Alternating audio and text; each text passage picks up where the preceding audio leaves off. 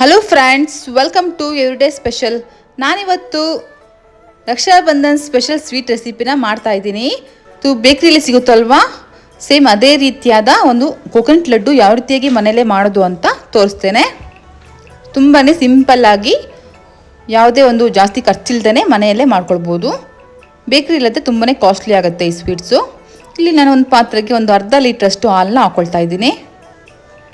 ಇಲ್ಲಿ ಒಂದು orange colour Nandini milk packet ಇದೆಯಲ್ವ, ಅದನ್ನ ಇಲ್ಲಿ ಯೂಸ್ ಮಾಡ್ತಿರೋದು. ಸ್ವಲ್ಪ ಕ್ರೀಮಿ ಮಿಲ್ಕ್ನೇ ಯೂಸ್ ಮಾಡಿ ಆದಷ್ಟು. ಅದಕ್ಕೆ ನಾನು ಒಂದು 1/4 ಕಪ್ಪಷ್ಟು ಸಕ್ಕರೆನ ಹಾಕ್ಕೊಳ್ತಾ ಇದ್ದೀನಿ. ಇದಕ್ಕೆ 2 ಟೇಬಲ್ ಸ್ಪೂನಷ್ಟು ಬಾದಾಮ್ ರೆಡಿ ಮಿಕ್ಸ್ ಪೌಡರ್ ಬರುತ್ತಲ್ವ, ಅದನ್ನ ಹಾಕ್ಕೊಳ್ತಾ ಇದ್ದೀನಿ. ಇದು ಇಲ್ದಿದ್ದರೆ ಸ್ಕಿಪ್ ಮಾಡಿ ಏಲಕ್ಕಿ ಪೌಡರ್ನ ನೀವು ಹಾಕ್ಕೊಳ್ಬೋದು. ಏಲಕ್ಕಿ ಪೌಡರ್ನ ಹಾಕ್ಕೊಂಡ್ರೆ ಈ ಬಾದಾಮ್ ಮಿಕ್ಸ್ ಪೌಡರ್ನ ಹಾಕೊಳ್ಳೋದು ಅವಶ್ಯಕತೆ ಇರೋದಿಲ್ಲ.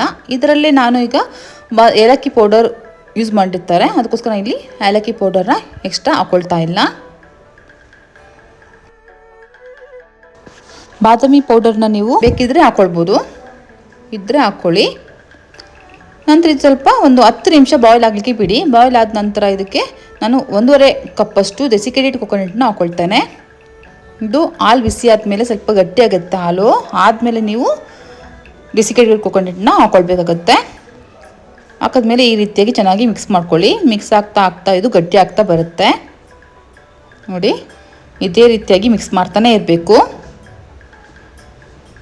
ಮಿಕ್ಸ್ ಮಾಡ್ತಾ ಇದ್ರೆ, ಇಲ್ಲಾಂದರೆ ಇದು ಮಿಕ್ಸ್ ಮಾಡಿಲ್ಲ ಅಂದರೆ ಇದು ತಳ ಹಿಡಿಯೋ ಚಾನ್ಸಸ್ ಇರುತ್ತೆ.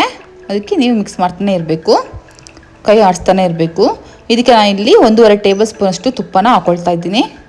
ತುಪ್ಪನ ಹಾಕಿ ಚೆನ್ನಾಗಿ ಮಿಕ್ಸ್ ಮಾಡ್ಕೊಳ್ಳಿ. ತುಂಬಾ ರುಚಿ ಇರುತ್ತೆ ಫ್ರೆಂಡ್ಸ್. ಇದು ಸೇಮ್ ಬೇಕ್ರಿ ಸ್ಟೈಲ್ನಲ್ಲಿ ಕೋಕೋನಟ್ ಲಡ್ಡು ಅಥವಾ ಕೋಕೋನಟ್ ಸ್ವೀಟ್ಸ್ ಎಲ್ಲ ಬರುತ್ತಲ್ವ, ಅದೇ ರೀತಿಯಾದ ಒಂದು ಟೇಸ್ಟ್ ಇರುತ್ತೆ ಇದು. ಯಾವುದೇ ಒಂದು ಕಂಡೆನ್ಸ್ಡ್ ಮಿಲ್ಕ್ ಆಗಲಿ ಕೋವಾ ಆಗಲಿ ಯಾವುದನ್ನು ನಾವು ಇದಕ್ಕೆ ಆ್ಯಡ್ ಮಾಡಲಿಲ್ಲ. ಹೀಗೆ ಹಾಲೇ ಯೂಸ್ ಮಾಡಿ ನಾವು ಇದನ್ನ ಮಾಡ್ತಾ ಇರೋದು. ತುಂಬಾ ರುಚಿಯಾಗಿರುತ್ತೆ ಫ್ರೆಂಡ್ಸ್ ಇದು ನೋಡಿ. ತುಂಬಾ ಈಸಿಯಾಗಿ ಇದು ಮನೆಯಲ್ಲಿ ಯಾವ ರೀತಿಯಾಗಿ ಮಾಡೋದು ಅಂತ ನೋಡಿದ್ರಲ್ವಾ. ಇದೇ ರೀತಿ ಮಾಡ್ತಾ ಇದು ಗಟ್ಟಿ ಆಗ್ತಾ ಬಂದಿದೆ ನೋಡಿ. ಒಂದು 10 ನಿಮಿಷ ಇದೇ ರೀತಿಯಾಗಿ ನೀವು ಕೈ ಆಡ್ತಾನೆ ಇರಬೇಕು, ಅದು ಗಟ್ಟಿ ಆಗ್ತಾ ಬರುತ್ತೆ. ಇದು ಒಂದು 10 ನಿಮಿಷ ತಣ್ಣಗಾಗಲಿಕ್ಕೆ ಬಿಡಿ. ತಣ್ಣಗಾದ್ಮೇಲೆ ಇದು ನಮಗೆ ಉಂಡೆ ಕಟ್ಟಲಿಕ್ಕೆ ಸರಿ ಹೋಗುತ್ತೆ.